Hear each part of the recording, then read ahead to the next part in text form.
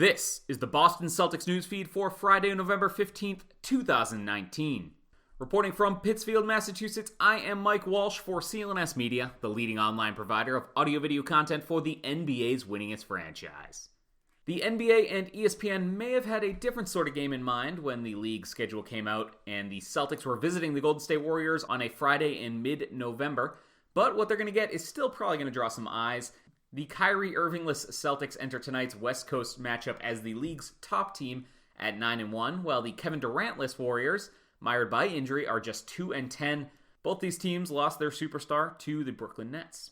It's the start of a 5-game road trip for the C's, who will be out west through November 22nd when they're going to play at the Nuggets.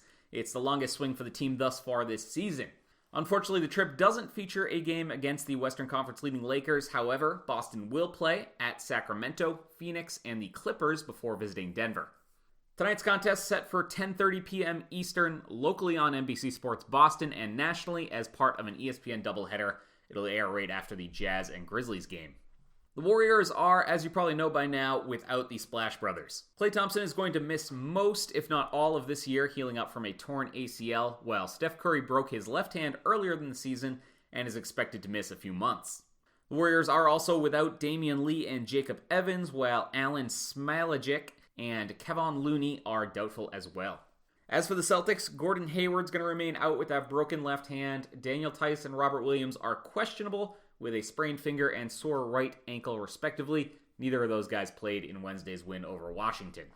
The Warriors still do have some stars with D'Angelo Russell and Draymond Green in town, but they are a far cry from the team that has dominated much of the NBA for the past 5 years. If you want a bit more on how the mighty have fallen, take a look at tonight's betting line.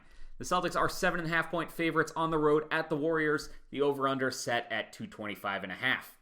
If you're looking to put some clams on tonight's game, I gotta recommend you do so with our friends at betonline.ag. The NBA season in full swing, and betonline.ag and CLNS Media are partnering up to give you an extra 50% added onto your sports betting bankroll when you go to betonline.ag and use the code CLNS50. Simple as that, and the bonus is going to be on your balance before you realize it. Again, please support the Boston Celtics newsfeed by going to betonline.ag and using that code CLNS50. Please see betonline.ag's general rules for additional terms and conditions. Elsewhere in the NBA, the Nets are going to be without Karis LeVert for a month plus after a significant thumb injury. The Lakers just lost Avery Bradley for some time with a fracture in his leg. And, guys, Carmelo Anthony is back. Melo signed a deal to join the Portland Trailblazers last night. Last night also marked the season debut of Paul George in a Clippers uniform. He dropped 33 points, but without Kawhi Leonard, the Clippers lost in New Orleans and fell to 7-5 on the year. The Pelicans got 36 points from Jrue Holiday in that victory. Remember, Celtics start their road trip tonight at Golden State, 10:30 p.m. Eastern. CLNSmedia.com and YouTube.com/CLNSmedia for all of your coverage of the C's. You can also subscribe to this Boston Celtics newsfeed. We'll have your post-game and everything from this road trip.